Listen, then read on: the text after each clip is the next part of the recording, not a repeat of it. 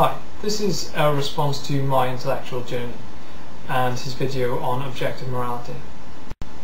Now, before I begin, I just want to make clear that I have the utmost respect for the manner and presentation of the video that he made, and I thought it was very intelligent and a good, thoughtful critique. So obviously I'm going to go on to criticise the points that he made, but I just want to make clear from the beginning that it's in a respectful manner.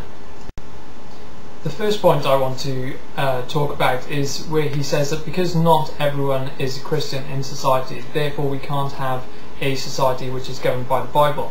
Now, this I consider completely untrue, because the Bible allows, particularly in the New Testament, other forms of worship to go on, and essentially if people reject God's teaching, then it doesn't force you to have to worship him. There's no mandatory requirement for worshipping Jesus Christ in the Bible. It's down to your own freedom, which, as later mentioned in the same video, he actually says that many Europeans came to the United States because they wanted freedom from religious persecution.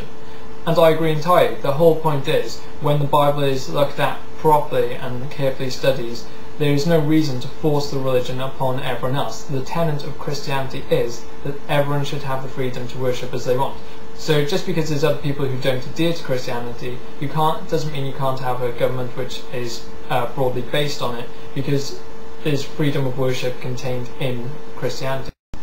He then goes on to say what his standard of morality is, and essentially he defines his objective morality as that of an utilitarian system, where the overall benefit to society is that which is the best way of doing things. In response to that, I've got a simple verse for you.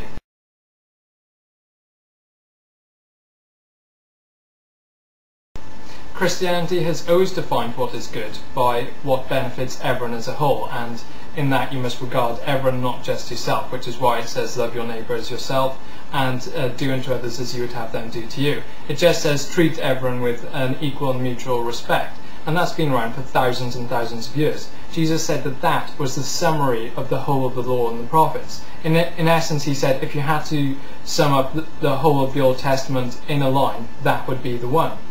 And so this idea of utilitarian benefit isn't a new one. Christians have been using it since the Bible was written, essentially. The difficulty comes, of course, in deciding what is for the best, because in order to be able to tell what is the best for the whole of society, you have to know and predict what effects your actions are going to have. When the legislature is debating which laws and which bills to make into laws and which laws to amend, they don't discuss what is moral as such. What they discuss is what impact and what effect that's going to have in society. But the difference in opinion occurs on what that impact will be. Some people think that high regulation is good for the financial services. Some people think it's bad.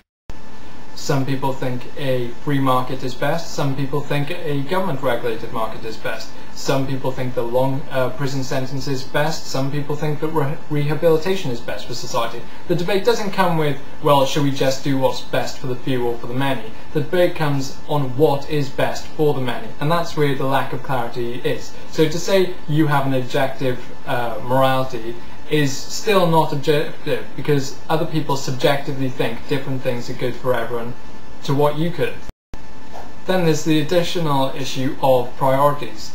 Who do you prioritise? For example, in an abortion, you might think, well, this might be best for the mother, or you might think, well, what about the child? And you might have different importance attached to each person. You might say, well, the child isn't actually a child yet, it's just an embryo, so I'm going to attach less priority. Or you might think, well, no, it's the same as a normal human being. The fact is, whenever these issues are discussed, it's not whether to do the best for everyone that's being discussed, it's what is the best for everyone. That's really where the Bible comes in, because if the Bible is written by God, if it's not, then obviously this conversation is moot in the first place, but if the Bible is written by God, he knows better than anyone else what is best for society. In order to be able to predict what's best for society, you have to be able to tell the future. In essence, you have to be able to tell what your action is going to do to the whole of society. Obviously banks like Lehman Brothers and AIG and HBOS, Before the financial market collapsed and we had the recession, they thought what they were doing was great. They thought it was what was best for society. In hindsight, now we can tell what they were doing really wasn't best for society. But the fact is, you can't tell that until you actually see the result, which is why it's so important to look at the Bible. If God exists, He's going to know what is best for society before you've even done it. He's going to know and be able to set down general principles on how to conduct yourself in order to ensure that everyone in society has a good and just life as far as can be achieved. That's why human beings should use the brains that God gives them and the statistics and so on that they have in combination with the Bible in order to come up with the law. You can't just pluck things out of the air, and you can make some statistics say anything you want, as the president once said, lies, damn lies and statistics. But the fact is, when you combine all three with the Bible, you should be able to come up with a decent legal system which actually ensures the benefit of everyone, and just general morality as well. Finally, just to finish off with two other points raised, he also said that if you have a Christian, they might ask the question, why should I be concerned about how my actions affect someone else? Well, with the aforementioned Bible verse, any Christian who does say that probably has never really read the Bible very well, or must be a very new Christian, because every Christian should be concerned about how their actions affect everyone else. That's just a fundamental point. Finally, he says the Bible shouldn't be taken as an objective standard, because not everyone accepts that objective standard.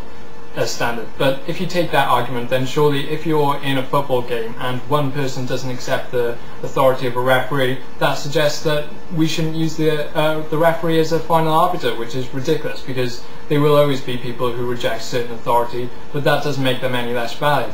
The number of terrorist groups is a testament to people who do not accept authority of their governments. I'm not saying that's right or wrong, it's just an observation. But the fact is, if that was the case, no authority would be accepted whatsoever. Indeed, some people won't accept the utilitarian reasoning suggested by himself, and therefore that would make that moot too. Either way, thanks for watching.